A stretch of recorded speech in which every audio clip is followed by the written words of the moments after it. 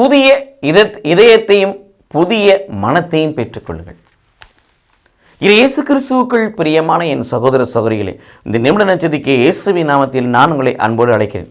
புதிய இதயத்தையும் புதிய மனத்தையும் பெற்றுக்கொள்ளுங்கள். புதிய இதயத்தை எப்படி பெற்றுக்கொள்வது? பாவங்களை அறிக்கை செய்கின்ற பொழுது, பாவங்களை ஒப்புக்கொடுக்கின்ற பொழுது, பாவ மன்னிப்பை பெறுவதற்காக கடவுளத்தில் மன்றாடுகின்ற பொழுது, எசேக்கியேல் 36, 25, 26 வாசிக்கிறோம். அவர் கல்லான இதயத்தை எடுத்துவிட்டு கனி உள்ள, சதை உள்ள, உணர்வுள்ள இதயத்தை வைக்கிறார். புதிய இதயத்தை கொடுக்கிறார். எப்பொழுது?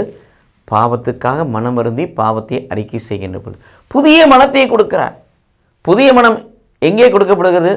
பிலிப்பியர் 2:5 வாசிப்பது போல இயேசு கிறிஸ்துவுக்குள் இருந்த மனோபாவம், இயேசு கிறிஸ்துவுக்குள் இந்த சிந்தை உங்களே என்னை ஆட்கொள்ளும் என்று சொன்னால் நம்முடைய மனம் புதிய மனதாய் மாறும்.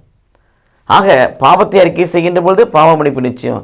இறை வார்த்தையை கேட்டு இறை சிந்தையை பெற்று இறை சிந்தை உடையவர்களாக, தெய்வ சிந்தை உடையவர்களாக, இயேசுவின் மனநிலை உடையவர்களாக வாழுகின்ற பொழுது அது புதிய மனத்தை கொடுக்கிறது.